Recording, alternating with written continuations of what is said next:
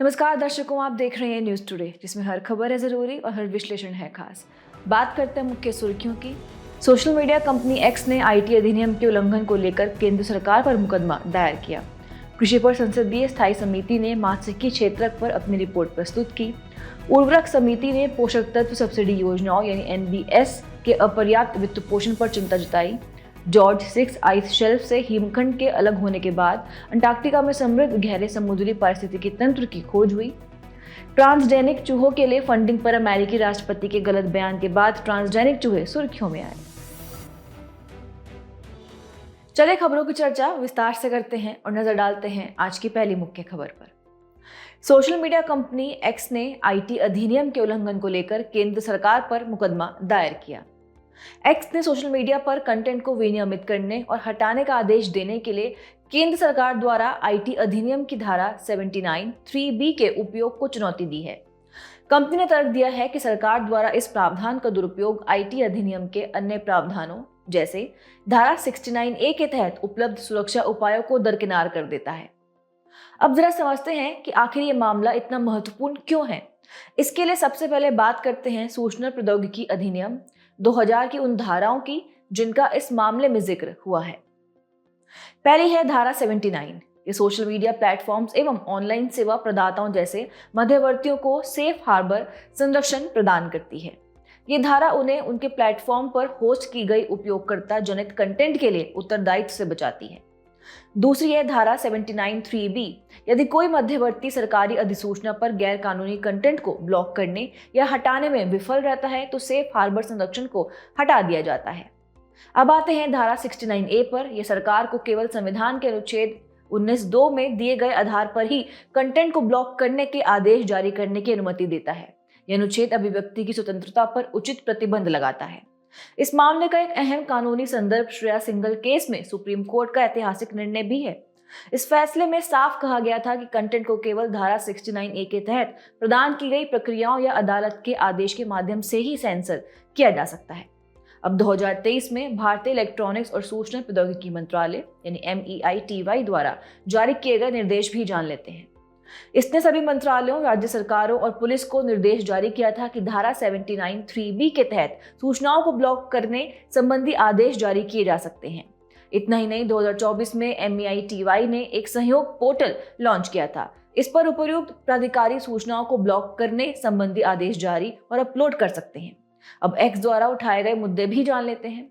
धारा 79(3)(b का दुरुपयोग हो रहा है क्योंकि सरकार को प्रत्यक्ष रूप से सूचनाओं को ब्लॉक करने की शक्तियां नहीं देती है, बल्कि केवल उन परिस्थितियों का उल्लेख करती है जिनके तहत मध्यवर्ती अपने सेफ हार्बर संरक्षण से वंचित हो सकता है। सुप्रीम कोर्ट के श्रेया सिंगल फैसले का उल्लंघन किया जा रहा है क्योंकि MEITY के निर्देश धारा 69(a) का पालन करने की बजाय कंटेंट को ब्लॉक करने के लिए धारा 79(3)(b को उपकरण मानकर सुप्रीम कोर्ट द्वारा स्थापित प्रक्रियात्मक सुरक्षा उपायों को दरकिनार करते हैं। चलिए बढ़ते हैं अगली मुख्य खबर की ओर। कृषि पर संसदीय स्थायी समिति ने मात्स्यिकी क्षेत्रक पर अपनी रिपोर्ट प्रस्तुत की। इस रिपोर्ट में मात्स्यिकी क्षेत्रक में सुधार, रोजगार के अवसर बढ़ाने और राजस्व सृजन को बढ़ावा देने के लिए पूर्व में की गई सिफारिशों पर सरकार की कार्यवाहियों का मूल्यांकन किया गया है। आपको बता दें कि भारत विश्व में तीसरा सबसे बड़ा मत्स्य उत्पादक देश है।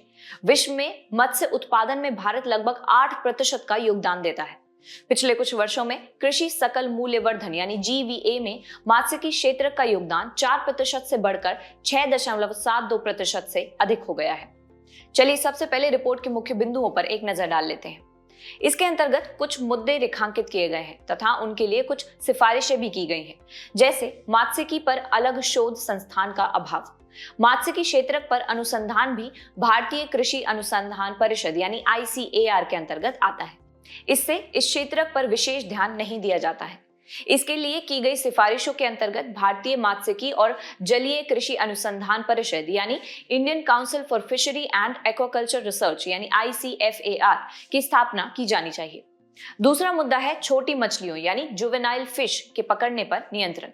बुल ट्रोलिंग और LED फिशिंग जैसी हानिकारक तकनीकें जलाशयों में मछलियों की संख्या यानी फिश स्टॉक को कम कर रही हैं, जिसके लिए यह सिफारिश की गई है कि मछली पकड़ने के जालीदार जालों का कानूनी न्यूनतम आकार नियम को लागू करना चाहिए। साथ ही फिश स्टॉक को कम करने वाली तकनीकों पर प्रतिबंध लगा देना चाहिए।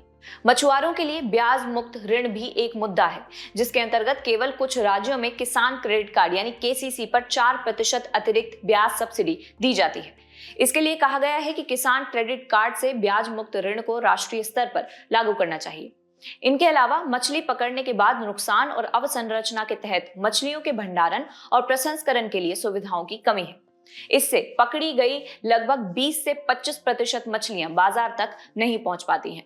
इसके लिए प्रधानमंत्री मत्स्य संपदा योजना यानी PMMSY के तहत कोल्ड स्टोरेज, प्रसंस्करण और परिवहन सुविधाओं में सुधार किए जाने चाहिए।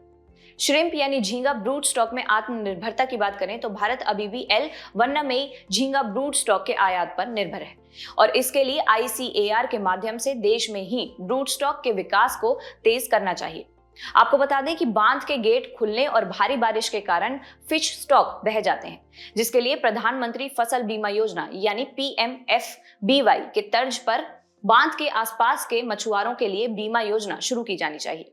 बात करें अन्य मुद्दों की तो इसमें शामिल है सैनिटरी और फाइटोसैनिटरी यानी SPS मानकों के अनुपालन, निर्यात प्रमाणन और ट्रेसेबिलिटी की कमी जैसी वजहों से मत्स्य निर्यात में बाधाओं का सामना करना पड़ता है, जिसके लिए निर्यात प्रतिस्पर्धा बढ़ाने के लिए सैनिटरी और फाइटोसैनिटरी नियमों के अनुपालन को बढ़ावा देना चाहिए, प्रमाणन एवं ट्रेसेबिलिटी में सुधार करना चाहिए आदि। उर्वरक समिति ने पोषक तत्व सब्सिडी योजनाओं यानी NBS के अपर्याप्त वित्त पोषण पर चिंता जताई।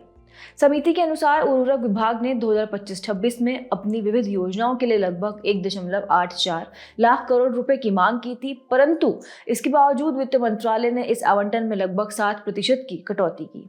यह कटौती पोषक तत्व आधारित सब्सिडी योजना और यूरिया सब्सिडी योजना दोनों में की गई है। चलिए खबर की बेहतर समझ के लिए रिपोर्ट के मुख्य बिंदुओं पर एक नजर डालते हैं। इसमें सबसे पहले है उर्वरक सुरक्षा को मजबूत करना। भू राजनीतिक तनाव और कीमतों में उतार चढ़ाव के कारण आवश्यक उर्वरकों की कमी हो रही है, जैसे DAP यानी डाई अमोनियम फॉस्फेट। दूसरा है तकनीकी प्रगति और खनन। फॉस्फेट और पोटाश जैसे जरूरी कच्चे माल के लिए खनन पट्टे सुरक्षित करने संबंधी पहल नहीं की गई है। इसके अलावा NPKs यानी नाइट्रोजन, फास्फोरस, पोटेशियम, सल्फर उर्वरकों के ग्रेड में संशोधन के बारे में भी इस रिपोर्ट में जिक्र किया गया है। सभी जगह मिट्टी की जरूरत के अनुसार सही ग्रेड के उर्वरक उपलब्ध नहीं है, इससे किसानों को अतिरिक्त खर्च उठाना पड़ता है। रिपोर्ट में बताया गया है कि प्रत्यक्ष लाभ अंतरण यानी DBT प्रणाली में वास्तविक लाभार्थियों की पहचान के लिए कोई तंत्र नहीं है, जिससे दुरुपयोग हो रहा है। और आखिरी है नैनो उर्वरक। नैनो यूरिया व नैनो DAP फसल उत्पादन बढ़ाने में मदद कर सकते हैं, लेकिन इन पर अभी और शोध किए जाने की जरूरत है। अब की गई कुछ सिफारिशें भी जान लेते हैं। पहले है आपूर्ति, अनुपालन और संतुलित वितरण। आपूर्ति से जुड़े नियमों को सख्ती से लागू किया जाना चाहिए। साथ ही मृदा की आवश्यकताओं के आधार पर संतुलित उर्वरक वितरण को प्राथमिकता देने का प्रयास करना चाहिए। दूसरी है उर्वरक संकट प्रारंभिक चेतावनी प्रणाली यानी FCEWS। उर्वरक की संभावित कमी का अनुमान लगाने और रणनीतिक भंडार बनाए रखने के लिए FCEWS की स्थापना की जानी चाहिए। साथ ही पात्र किसानों की पहचान के लिए आधार को किसान रजिस्ट्री से जोड़ा जाना चाहिए। इससे जोत के आकार के अनुसार उर्वरक खरीद की सीमा तय करने में मदद मिलेगी। इतना ही नहीं, मृदा स्वास्थ्य और फसल उत्पादन में सुधार के लिए यूरिया गोल्ड के उपयोग को बढ़ावा देना चाहिए। साथ ही पारंपरिक यूरिया पर निर्भरता कम करने के प्रयास करने चाहिए। आगे बढ़ते हुए पोषक तत्व आधारित सब्सिडी यानी NBS नीति के बारे में भी जान लेते हैं। आपको बता दें, नाइट्रोजन यानी N, phosphate P, potash K और सल्फर S के लिए निश्चित सब्सिडी दरें तय की जाती हैं। इन दरों की हर साल या प्रत्येक 6 महीने में समीक्षा की जाती है। इसमें 28 प्रकार के P&K उर्वरक शामिल हैं, जैसे DAP, di ammonium phosphate, MAP, mono ammonium phosphate और MOP, म्यूरेट ऑफ पोटाश। आपकी जानकारी के लिए बता दें कि उर्वरक बनाने वाली कंपनियां MRPs तय करती हैं। यद्यपि सरकार किसानों की वहनीयता के आधार पर कीमतों की जांच कर सकती है। साथ ही बोरॉन और जिंक जैसे सूक्ष्म पोषक तत्वों के लिए अलग से सब्सिडी दी जाती है। चलिए अगली खबर की ओर बढ़ने से पहले यूरिया सब्सिडी योजना के बारे में भी जान लेते हैं। इसका उद्देश्य किसानों के लिए किफायती यूरिया सुनिश्चित करना है। ये खाद्य सुरक्षा के लिए महत्वपूर्ण है। साथ ही इसका फोकस स्वदेशी उत्पादन को अधिकतम करने पर ध्यान देना और यूरिया उत्पादन में आत्मनिर्भरता का लक्ष्य हासिल करना है। चलिए बढ़ते हैं अगली मुख्य खबर की ओर।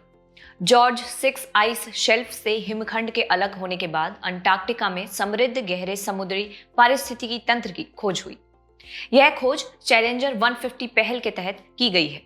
इस पहल को महासागर दशक कार्रवाई यानी 2021 से 2030 के हिस्से के रूप में यूनेस्को या अंतर सरकारी महासागरीय विज्ञान आयोग यानी IOC से समर्थन प्राप्त है। सबसे पहले इस खोज के मुख्य बिंदुओं पर एक नजर डाल लेते हैं। समृद्ध पारिस्थितिकी तंत्र की बात करें तो 1300 मीटर यानी मेसोपेलेजिक जोन या मध्य वेला पावर्ती मंडल की गहराई पर बड़े कोरल और स्पंज के साथ साथ विविध जीवों से समृद्ध पारिस्थितिकी तंत्र मौजूद है। उदाहरण के लिए आइस फिश और जायंट सी स्पाइडर्स। आपको बता दें कि ये पारिस्थितिकी तंत्र सदियों से 150 मीटर मोटी बर्फ के नीचे अलग थलग अपना अस्तित्व बनाए हुए हैं। साथ ही ये समुद्री सतह से नितल की ओर जाने वाले सतही पोषक तत्वों से पूरी तरह कटे हुए थे, जो गहरे समुद्र में जीवन के लिए आवश्यक होते हैं। बात करें खोजी गई नई प्रजातियों की तो इसमें जायंट सी स्पाइडर्स, ऑक्टोपस, 1 मीटर तक के आकार वाली जायंट फैंटम जेलीफिश, संभवतः सैकड़ों वर्ष पुराना फूलदान के आकार का स्पंज आदि शामिल है। इसी के साथ आइए गहरे समुद्र के पारिस्थितिकी तंत्र के बारे में भी जान लेते हैं। ये समुद्र में 200 मीटर से अधिक गहरे क्षेत्र या समुद्र नितल होते हैं। यहां तक प्रकाश नहीं पहुंच पाता है, इसलिए इसे अप्रकाशी या एफोटिक जोन कहा जाता है। ये कुल समुद्री क्षेत्र का लगभग 90% हिस्सा है और इस प्रकार ये पृथ्वी के सबसे बड़े बायोम भी हैं। इसके अलावा गहरे समुद्री पर्यावास और जैव विविधता संबंधी अनूठी विशेषताएं भी मौजूद हैं, जैसे अत्यधिक विशाल सागर नितल मैदान। ये प्रकाश रहित और पंख युक्त समुद्र नितल होते हैं। यहाँ मौजूद प्रजातियां जीवित रहने के लिए समुद्री बर्फ पर निर्भर रहती हैं। उदाहरण के लिए समुद्री खीरा। आपको बता दें कि समुद्री बर्फ यानी मेरीन स्नो वे कार्बनिक पदार्थ होते हैं जो समुद्री सतह से नितल की ओर गति करते हैं। ये गहरे समुद्र में रहने वाले जीवों के लिए आहार के रूप में काम करते हैं तथा कार्बन सीक्वेस्ट्रेशन में सहायता करते हैं। इनके अलावा है हाइड्रोथर्मल वेंट, जो समुद्र नितल पर मौजूद छिद्र या दरार होते हैं जिनसे गर्म व खनिज से समृद्ध पदार्थ निकलते रहते हैं। यहाँ पाई जाने वाली प्रजातियां जीवित रहने के लिए रसायन संश्लेषक बैक्टीरिया पर निर्भर रहती है। उदाहरण के लिए ट्यूब वर्म और येटी क्रेब्स। और आखिर में है वेल फॉल्स। जब वेल का मृत शरीर समुद्र की गहराई में डूबता है तो यह अस्थायी पारिस्थितिकी तंत्र का निर्माण करता है। वेल का मृत शरीर अपमार्जकों के लिए आहार बन जाता है। उदाहरण के लिए हैगफिश। चलिए खबर के अंत में गहरे समुद्री पारिस्थितिकी तंत्र के अवलोकन पर भी एक नजर डाल लेते हैं। सबसे पहले जैव विविधता की अनुकूलन क्षमता की बात करें तो इसके अंतर्गत आता है जैव संदीप्ति यानी बायोल्यूमिनेसेंस। कुछ प्रजातियां शिकार को आकर्षित करने, प्रजनन करने या शिकारी को भ्रमित करने के लिए प्रकाश उत्पन्न करती हैं। उदाहरण के लिए एंगलर फिश और टेनोफोर। दूसरा है ऊर्ध्वाधर प्रवास यानी वर्टिकल माइग्रेशंस। प्राणी प्लवक और मछलियां रोजाना सतह की ओर भोजन की तलाश में जाती हैं और फिर गहराई में लौट आती हैं। और आखिर में है धीमा मेटाबॉलिज्म यानी स्लो मेटाबॉलिज्म। आहार की कमी वाले क्षेत्रों में जीव न्यूनतम ऊर्जा का उपयोग करके जीवित रहते हैं। उदाहरण के लिए स्लीपर शार्क। बात करें इसके महत्व की तो यह जलवायु में संतुलन बनाए रखता है यानी क्लाइमेट रेगुलेशन। गहरे समुद्र का थर्मोहिलाइन परिसंचरण गर्म और ठंडे जल का मिश्रण पृथ्वी के तापमान को संतुलित करता है, जो जलवायु पैटर्न को प्रभावित करता है। तथा कार्बन भंडारण यानी कार्बन स्टोरेज। कार्बन समृद्ध तलछट की 5 किलोमीटर तक की मोटाई के साथ अत्यधिक विशाल सागर नितल मैदान कार्बन के अवशोषण में महत्वपूर्ण भूमिका निभाता है। आपको बता दें कि गहरे समुद्री पारिस्थितिकी तंत्र पृथ्वी के पर्यावरणीय संतुलन के लिए अत्यंत महत्वपूर्ण है। चलिए आज के अंतिम मुख्य खबर पर नजर डाल लेते हैं। ट्रांसजेनिक चूहों के लिए फंडिंग पर अमेरिकी राष्ट्रपति के गलत बयान के बाद ट्रांसजेनिक चूहे सुर्खियों में आए। ट्रांसजेनिक से तात्पर्य ऐसे जीव या कोशिका से है जिसके जीनोम को किसी अन्य प्रजाति से लिए गए एक या अधिक डीएनए अनुक्रमों के उस जीनोम में प्रवेश द्वारा उसे बदल दिया गया है। जीनोम वस्तुतः कोशिका में पाए जाने वाले डीएनए निर्देशों का संपूर्ण सेट होता है। सबसे पहले ट्रांसजेनिक जीवों के बारे में बात करते हैं। ट्रांसजेनिक जीव वे होते हैं जो अपनी प्रजाति के प्राकृतिक गुणों के बजाय नए गुण या प्रोटीन निर्माण को प्रदर्शित करते हैं। ट्रांस का अर्थ है एक से दूसरे तक और जेनेटिक का अर्थ है जीन। ट्रांसजेनिक चूहे को जैविक प्रक्रियाओं का अध्ययन करने के लिए एक प्रमुख मॉडल के रूप में उपयोग किया जाता है। ऐसा इस कारण क्योंकि इसकी फिजियोलॉजिकल, एनाटॉमिकल और जीनोमिक संरचनाएं मानव से मिलती जुलती हैं। ट्रांसजेनिक जीवों का उपयोग वैज्ञानिक और चिकित्सा अनुसंधान में कई महत्वपूर्ण उद्देश्यों के लिए किया जाता है। पहला है सामान्य शारीरिक प्रक्रियाओं यानी फिजियोलॉजिकल को समझने के लिए। उदाहरण के लिए मेटाबॉलिज्म और रक्त कोशिका उत्पादन का अध्ययन करने के लिए ट्रांसजेनिक चूहों का उपयोग किया जाता है। दूसरा, मानव रोगों का मॉडल बनाना। उदाहरण के लिए अल्जाइमर जैसे मानव रोगों का मॉडल बनाने के लिए ट्रांसजेनिक सुअरों का उपयोग किया जाता है। नए उपचारों का विकास करने के लिए भी इसका उपयोग किया जाता है। उदाहरण के लिए ट्रांसजेनिक जेब्राफिश के कारण दवा के परीक्षण और उपचार के विकास में तेजी आई है। इसके अलावा है थेरेप्यूटिक प्रोटीन का उत्पादन। रक्त का थक्का बनाने वाला प्रोटीन ह्यूमन एंटीथ्रोम्बिन का उत्पादन करने के लिए ट्रांसजेनिक बकरियों का विकास किया गया है। आखिर में है रोग प्रतिरोधी फसलें। उदाहरण के लिए बीटी कॉटन आनुवंशिक रूप से संशोधित फसल है जो बॉलवर्म के खिलाफ प्रतिरोधी है। हालांकि ट्रांसजेनिक जीवों के कई फायदे हैं, लेकिन इनके उपयोग से कुछ महत्वपूर्ण चिंताएं भी जुड़ी हुई हैं। सबसे पहले नैतिक चिंताएं देखें तो इसमें पशु पर अत्याचार से संबंधित पक्ष तथा आनुवंशिक संशोधन के कारण अनपेक्षित परिणाम आना शामिल है। दूसरा है पर्यावरणीय जोखिम। ट्रांसजेनिक जीवों का पारिस्थितिकी तंत्र पर नकारात्मक प्रभाव भी पड़ सकता है। इससे संबंधित भारत में विनियम हेतु पर्यावरण संरक्षण अधिनियम 1986 के अंतर्गत नियम 1989 जेनेटिक इंजीनियरिंग मूल्यांकन समिति यानी GEAC आदि को शामिल किया गया है। चलिए बढ़ते हैं हमारे खास सेगमेंट सुर्खियों में रहे व्यक्तित्व की तरफ। आज हम बात करेंगे डॉक्टर राम मनोहर लोहिया की। हाल ही में डॉक्टर राम मनोहर लोहिया की जयंती मनाई गई। चलिए सबसे पहले इनके बारे में जानते हैं। डॉक्टर लोहिया का जन्म अकबरपुर उत्तर प्रदेश में हुआ था। आपको बता दें कि वे एक दूरदर्शी नेता, स्वतंत्रता सेनानी और सामाजिक न्याय के समर्थक थे। इनके प्रमुख योगदानों की बात करें तो स्वतंत्रता संग्राम में उन्होंने 1942 के भारत छोड़ो आंदोलन में भाग लिया था तथा जीवन में कई बार जेल गए थे। साथ ही उन्होंने गोवा में पुर्तगाली शासन के खिलाफ आंदोलन किया था। सामाजिक योगदान की तरफ लोहिया ने आर्थिक लोकतंत्र के माध्यम से जाति व वर्ग के बीच और लैंगिक असमानताओं को खत्म करने की बात की थी। वहीं बात करें राजनीतिक योगदानों की तो लोहिया ने नव समाजवाद के लिए 6 सूत्री योजना पेश की थी, जिसमें शामिल थे अधिकतम प्राप्य समानता, वैश्विक जीवन स्तर, विश्व सरकार आदि। इनके अलावा इनकी साहित्यिक कृतियों के योगदानों में caste system, wheel of history, marks, Gandhi और समाजवाद आदि शामिल है। इनका व्यक्तित्व न्याय, समानता, निस्वार्थता, अहिंसा आदि जैसे जीवन मूल्य सिखाता है। चलिए बुलेटिन के आखिर में बढ़ते हैं आज की संक्षिप्त सुर्खियों की तरफ। कृषि और प्रसंस्कृत खाद्य उत्पाद निर्यात विकास प्राधिकरण यानी APEDA ने मिजोरम से सिंगापुर के लिए एंथूरियम फूलों के पहले निर्यात की सुविधा प्रदान की। एंथूरियम सुंदर फूलों वाले पादपों का एक समूह है। शोधकर्ताओं ने ताजे जल की नई शैवाल प्रजाति शीथिया मलायेसियंस की खोज की। यह केरल के पश्चिमी घाट में स्थित रोजमला में खोजी गई है। उसी स्थान के नाम पर इसका नामकरण किया गया है। कई वेंचर कैपिटलिस्ट स्टार्टअप्स द्वारा फंड प्राप्त करने हेतु इस्तेमाल किए जाने वाले AI वॉशिंग तरीके से चिंतित हैं। AI वॉशिंग वह प्रक्रिया है जिसमें कंपनियां अपने उत्पादों, सेवाओं या व्यापार रणनीतियों में AI के उपयोग को बढ़ा चढ़ाकर पेश करती हैं या गलत तरीके से प्रस्तुत करती हैं। भारत ने चीन से आयात की जाने वाली कई वस्तुओं पर एंटी डंपिंग शुल्क लगाया है। विश्व व्यापार संगठन यानी WTO के अनुसार एंटी डंपिंग शुल्क ऐसे टैरिफ हैं जो किसी देश की सरकार विदेशी आयातों पर तब लगाती है जब उन्हें उचित घरेलू बाजार मूल्य से कम कीमत पर बेचा जाता है। दिल्ली विधानसभा नेशनल ई-विधान एप्लीकेशन यानी NEVA प्लेटफॉर्म से जुड़ गई। NEVA एक वर्क फ्लो सिस्टम है। इसे मेघराज क्लाउड पर होस्ट किया गया है। ये सदन के अध्यक्ष या सभापति को कार्यवाही को सुचारू रूप से संचालित करने में मदद करता है। विनोद कुमार शुक्ल को 59वें ज्ञानपीठ पुरस्कार के लिए चुना गया। यह पुरस्कार भारत का सबसे बड़ा साहित्यिक सम्मान माना जाता है।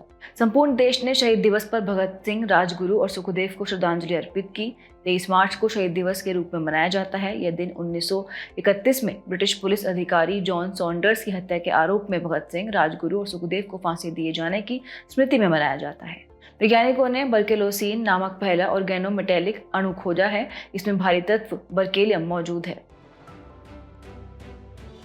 जाने से पहले आपकी समझ की परीक्षा के लिए डालते हैं एक नजर हमारे स्पेशल सेगमेंट प्रश्नोत्तरी पर।